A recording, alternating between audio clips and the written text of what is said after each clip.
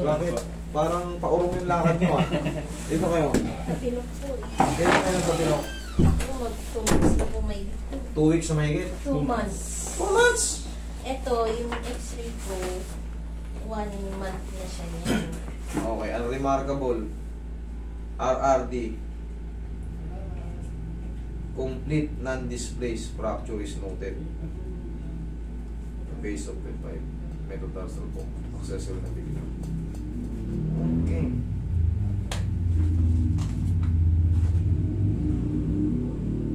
Ayun, no? Complete in the pit. Na-fracture siya. Ayan, no? Hindi, non-displaced, ibig sabihin nun, hindi siya dislocation, pero complete. Basag talaga siya. Ayan, no? Tip of the metatarsal. Bibilangin mo lang yung mga paa mo para malaman mo. 1, 2, 3, 4, 5. O, tip. Ito po yung Sa pinakadulo. Kitang-kita naman. So, ma'am, ganito ang mangyayari niyan. 2 months na siya. Maghihil yan kasi 3 to 6 months yung fracture. Ngayon, hindi yan pwedeng hatakin kasi ang basag niya. Ngayon, yung tapilok, maaayos ko yan, pero ito hindi. Yung dito sa ankle, di ba masakit din dito nyo? Hindi, dito na lang. Ay, wala. Wala tayong magawa dyan. Fracture. Hihintayin lang natin ang pag-ilom yan. Babandage yan lang natin yan or i-compress nyo lang. Yun po ang Sakit totoo. na po pag binabandage. Hindi kayo marunong maglagay eh. Hindi ka marunong maglagay. Kailangan yan, marunong maglagay. Katulad nito, syempre, ang fracture kasi, gumagaling naman siya. Kaso, depende sa age duration. Yung duration. Pag ang age nyo ay 40 na mahigit, medyo... Kasi pag bata pa tayo, 1 in 1 half, kahit putol tong ganito mo, ay sus, nakakapaglaro ka na agad, bata. Magmula 1 to 15, wala na, laro-laro lang yan. Pero pag ikaw ay 40 years old, kasi yung metabolism natin nakaka-apekto sa mga paghilom natin. Pag mababa, mabagal na yung metabolismo natin, yung paghiling din ng mga ano, medyo paunti-unti. Ngayon sa inyo, hindi siya masakit dito. Dito siya masakit.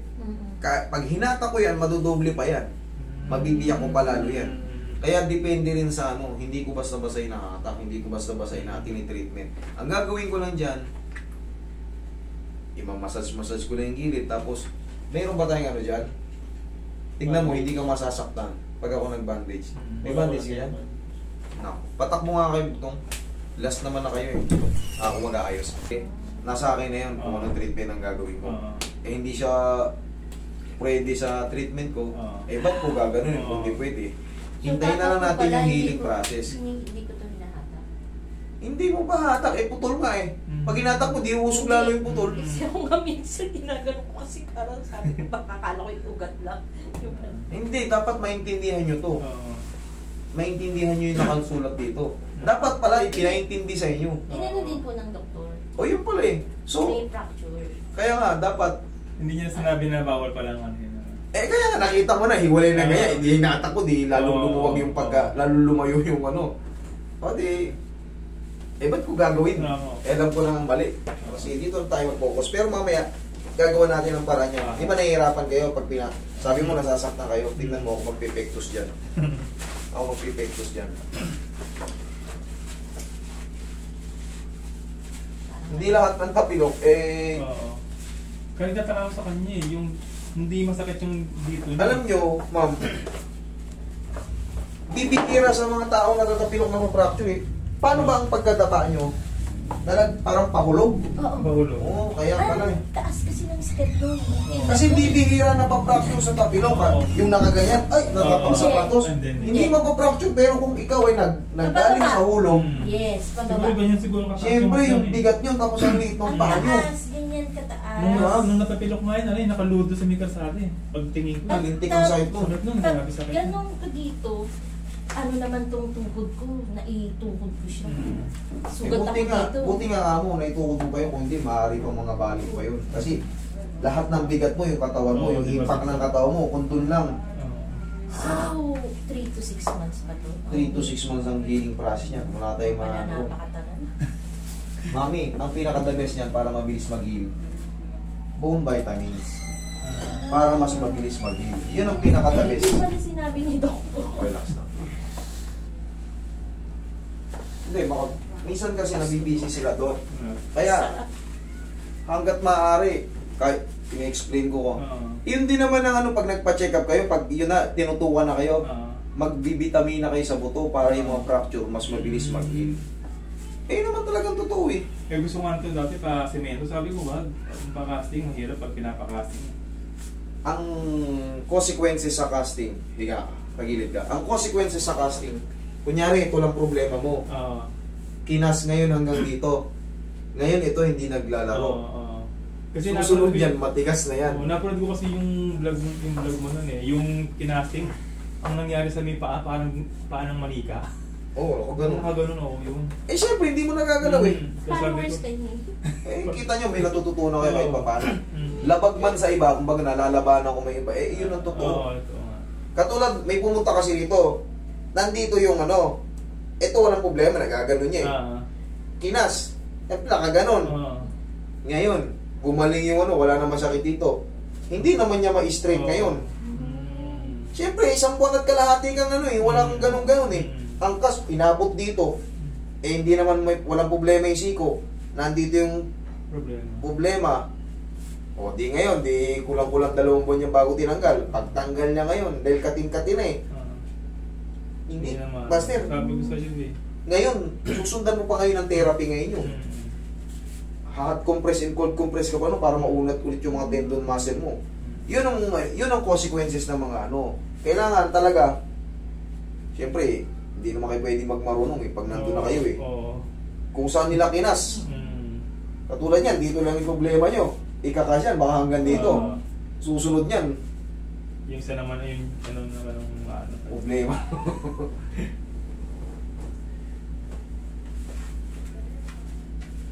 Kasi, ang dami ko ng experience eh. Iba yung sobrang dami mo ng experience. Na mo na lahat, naaabatan mo na. Tagilid ka bilang side. Pupunta rito, hindi ko na magano. Bakit? May problema ba yun dati? Wala. Dito lang. Eh, wala na to. Magaling na to eh. Hindi ko may ganun kasi yung kas nga. Sabi ko, huwag kang papakas sa akin. Pwede namang ipakas ka. So, dito lang yung boundary. Hindi naman sila papayag ng ganun lang. Yun nga, sila ang masusunod. Hindi tayo masusunod. Kasi sila ang professional, sila ang may alam. Pero yung based on experience, nangyayari talaga yun. Talagang nangyayari, kapaka. Pero mamaya kung magbabandage yan, tignan mo kung masasaktan ka. Lalagyan lang natin ng magic tissue yan eh, paipit. Relax na. Ito ang tapilok na hindi ko aatakin. Bakit ko aatakin? Kung alam ko makakasama. Hindi kasi ordinaryo yung tapilok to kay Ma'am pala, pahulog. Nahulog tsaka natapilok.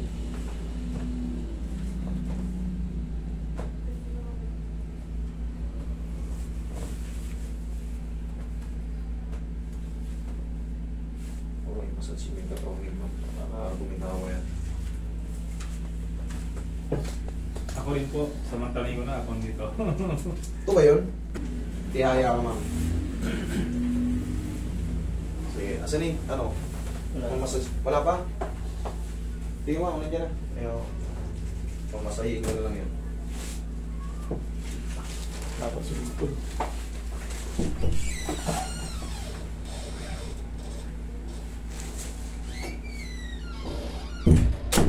Ang plus na ng pagmamahal mo. Minsan ako nagkaano yan eh. Kaya pinahihila niya. Wag. Sabi ko, wag na. Hindi. Masakit ba yung dito mo para hilahin? Hindi naman. Hindi, di ba? Ito na talaga yun. Ayan o. Yung bukol na yan. Yan, delikado yan. Pag ginalaw mo yan, kailangan yan. Haplos lang ng pagmamahal yan. Pero dito po sa pinakadulo ng daliri ko masakit. Hindi pa pwedeng hatakin doon. Tsaka na pagka ma-address din yan. Ma-address. Pag nawala na yan rito, heal na. Magpa-x-ray kayo after 2 months ulit. Tingnan natin. Kung may maiiwan dito kasi alam mo kung bakit may maiiwan dito sa mga daliri? Kasi gusto mong suportahan yung sakit. Ganun no? Parang gusto mong ganyan ang nagiging lakad mo. Kasi nga masakit yung dulo eh. Nang gagawin mo, susuportahan mo. maaaring may stress talaga yan. Bumalik kayo rito, pag heal na yan, lahat yan, karating mo, hatakin ka yan. Ngayon kasi, 2 months pa lang, in pain ka pa, ibig sabihin hindi pa talaga totaling nakadikit. Pagka kayo ay umidad, medyo mas mabagal ang healing process. Pero ito, babalik din yan, ma'am. Babalik din yan mga yan. Massage na natin para kahit pa paano. Hindi lang siya pwedeng hatakin ngayon. Sooner or later. Penging tissue, Roy.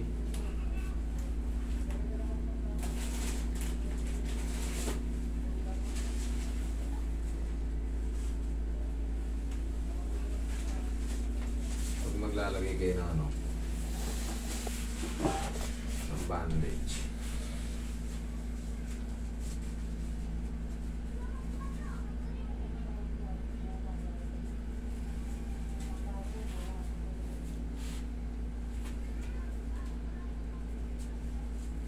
May purpose yan. Kaya ako nilagay niya dyan. Bibili pa nga kami ng mga ano dyan eh, mga support. Nabibili sa Shopee, yung sinusuot na lang. Wala din eh.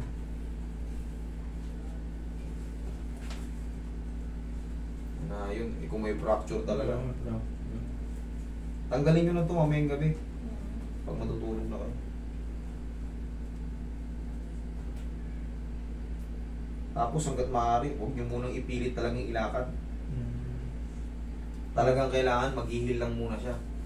Kung walang fracture yan, normal na tapilok, kahit nakapikit, ayos yan. Oo, hindi sa pag-ano. Ang dami ko nang nagsishiti, naayos naman ito. Kung wala lang yung ano na yun, sige, yan na. Tinagyan ko ng pakapit doon para yung mga ano nyo, daliri nyo, hindi ma-stress. Kasya ba? Nilagyan ko ng... Hindi guys.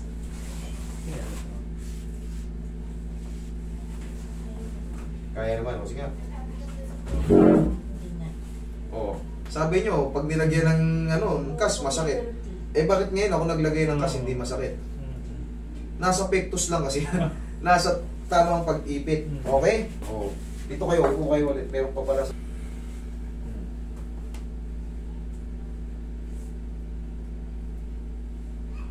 Yan. Kahit pa paano, na-resist yung katawan mo. Okay? Ako rin po. Sige. Kaya na.